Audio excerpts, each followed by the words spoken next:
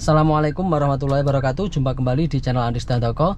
Kita pop driving di malam hari menggunakan Veloz. Kita mulai.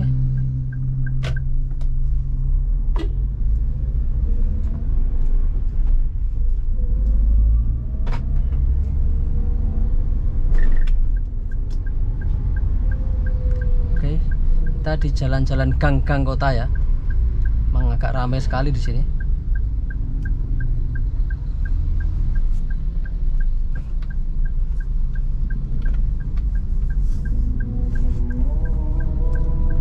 Ini pas waktu sholat maghrib. Bismillahirrahmanirrahim. Bismillahirrahmanirrahim. Ya Allah Ta'ala la haula wala quwata illa billah.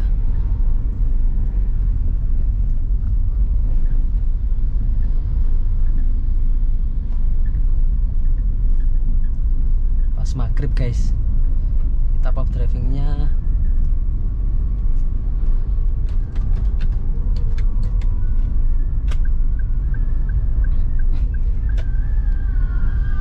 Oh belum belok,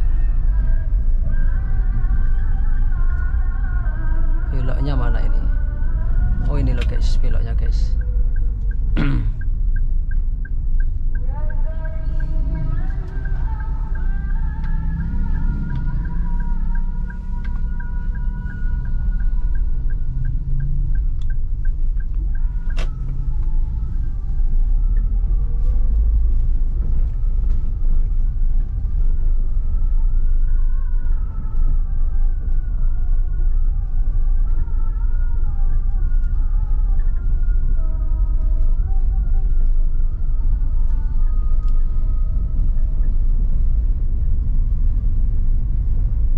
Ini kita gigi 3 menggunakan Veloz 2019 1300 cc.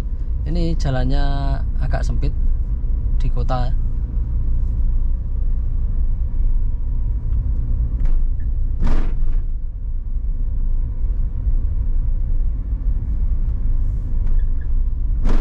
Tapi walaupun sempit ini ya tetap muat untuk 2 mobil, tapi ya salah satu harus minggir dulu ya, gantian, harus bergantian guys, sedikit minggir ya. Kalau nggak bergantian ya tidak muat sih. Kalau kebetulan agak lebar kayak gini bahu jalannya ya bisa lah, nggak perlu bergantian. Yang penting salah satu harus turun dari aspal. Harus ada yang mau ngalah ya, atau sebagian sedikit, yang sana sedikit, itu bisa. Atau satunya penuh ngalah, satunya nggak ngalah, satunya masuk aspal gitu juga bisa. Us, ada polisi tidur, saya kopling ya. Kalau ada polisi tidur, kalau gigi 2 ya kita kopling, nanti kita gas lagi. Itu caranya. Oke, pindah gigi 3.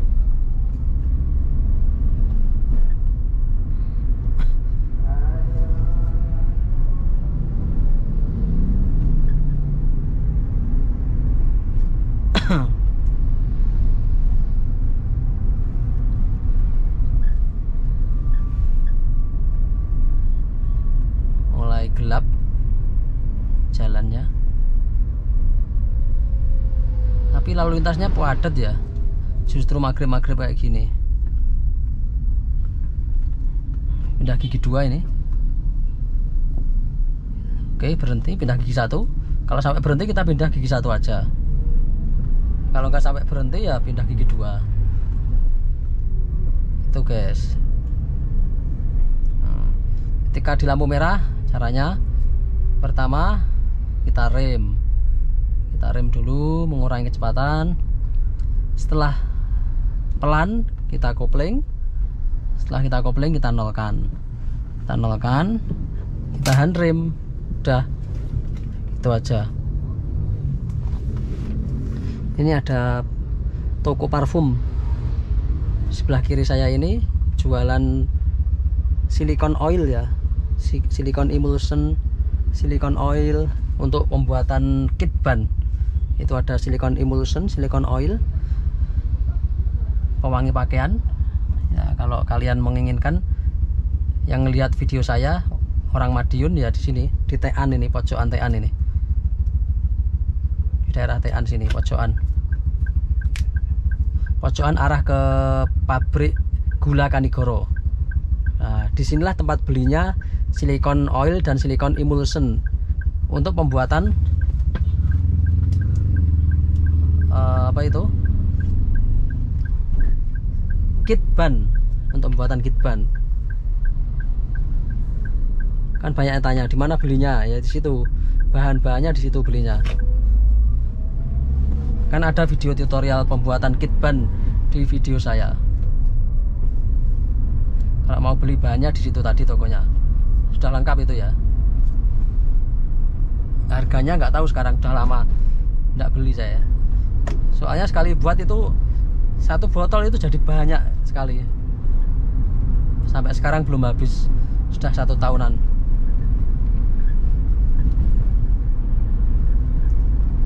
Oke, kita pindah gigi 4.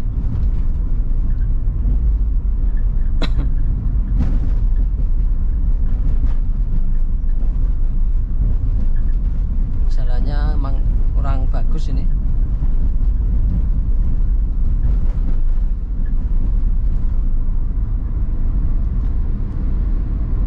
Ada yang bunyi itu perlu disemprot anti karat.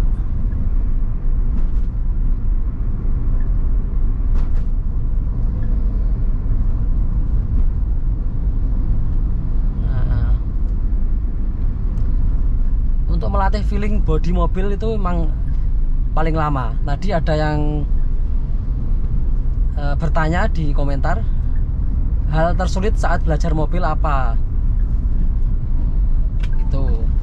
Nah, itu jawabannya setiap orang kan beda-beda. Kalau saya ya masalah feeling ya. Ntar kita belok, kita rem, kita kopling, pindah gigi satu aja ini, karena pelan-pelan kita ya.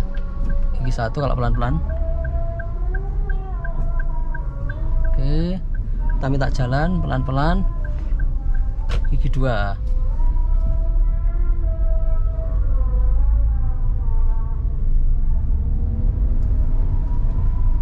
Kopling gigi 3. Hal yang tersulit ini banyak ujian setelah azan di desa. Saya ulangi lagi, hal yang tersulit menurut saya dulu pertama kali, yang paling sulit tuh ya, pertama yaitu memahami atau merasakan atau mencari feeling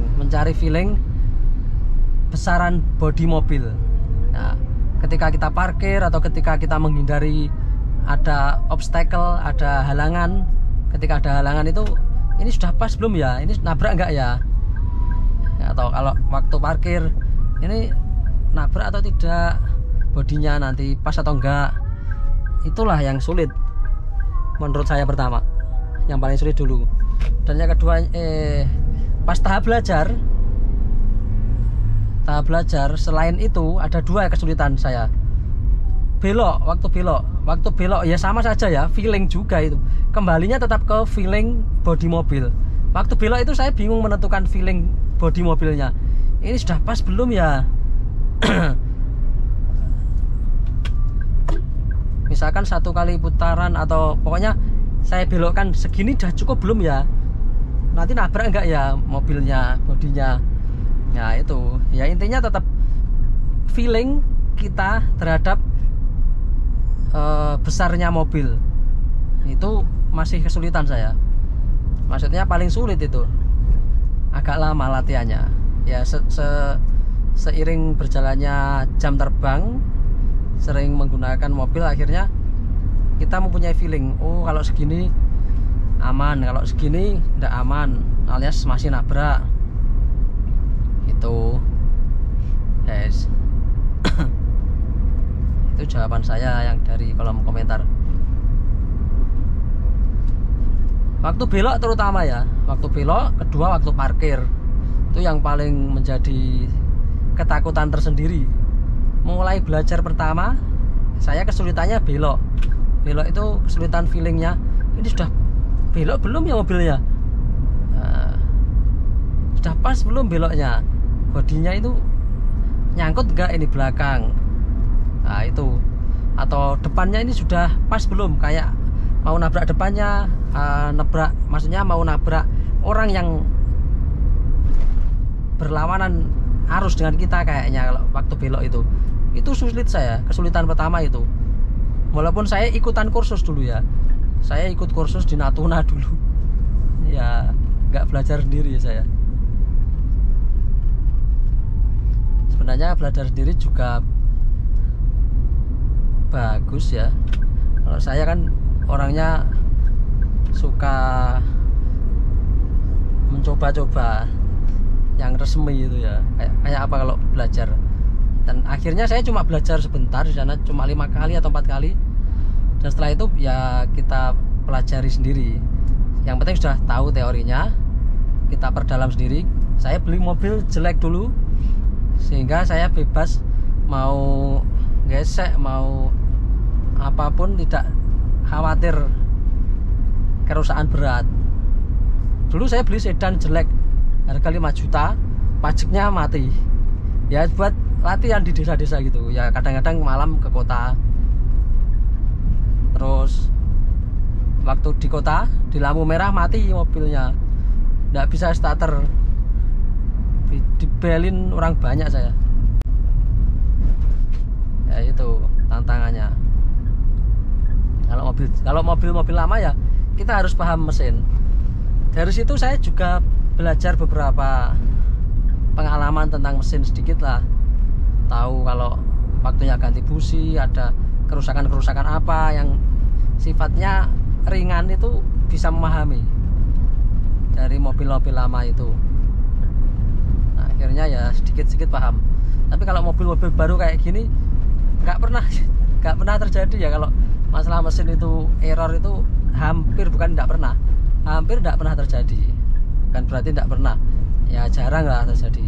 Mungkin ya kalau terjadi ya nggak sampai parah ya, nggak separah mobil-mobil lama. Mungkin cuma apa ya, saya nggak pernah mogok soalnya mobil. Walaupun mobil saya lama itu nggak pernah mogok. Yang Avanza 2012 itu juga nggak pernah mogok. Mungkin yang saya alami, oh iya pernah, gasnya itu atau RPM ketika digas itu tidak stabil, naik turun gitu. Nah, ternyata di Avanza itu ternyata ISC-nya ganti. Ya cuma itu aja. Kalau mobil baru jarang lah ada trouble gitu. Kalau mobil-mobil buatan pabrik yang masih tahun-tahun muda, atau mungkin trouble apa, mungkin ganti kampas rem lah, itu wajar lah, itu bukan trouble namanya, memang perawatan berkala. Hampir tidak pernah trouble, alhamdulillah.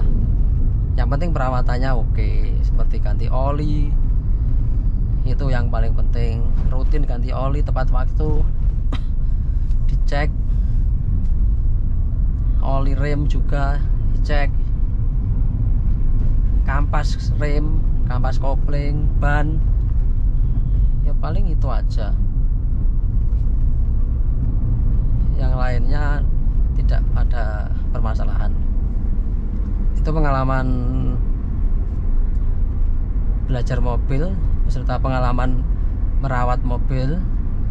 Kalau mobil tahun-tahun yang sangat lama sekali, memang kita harus sedikit paham lah. Ketika trouble di jalan, kita harus paham cara mengatasinya. Tapi punya sensasi sendiri, khususnya kalau masih lajang, masih muda, itu tidak masalah pakai mobil yang lama buat latihan. Nanti justru akan tahu, oh mobilnya kayak gini ya, ternyata dapat pengalaman ilmu tentang mobil. Belok ya rem, kopling, pindah gigi 2,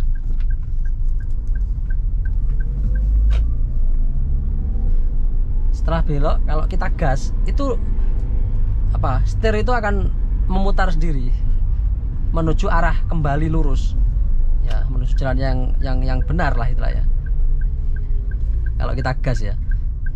Oke, kita belok pelan-pelan, kita gas ya. Nah ya kan, mencari walaupun tidak sempurna bisa mencari jalan yang lurus setirannya.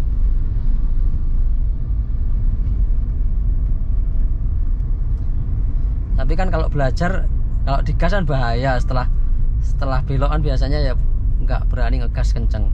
Kalau sudah mahir saja itu. Belok kiri, kopling, kita pindah gigi 2 pelan-pelan. Oke, kita gas ya, sedikit kembali karena kurang kenceng gasnya. Kalau kurang kenceng ya nggak bisa kembali spontan. Kalau agak kenceng gasnya ya bisa kembali ser gitu ya, cepet. Oke, sampai di sini dulu ya guys. Kita mau sholat maghrib dulu. Wassalamualaikum warahmatullahi wabarakatuh. See you in the next video. Bye bye.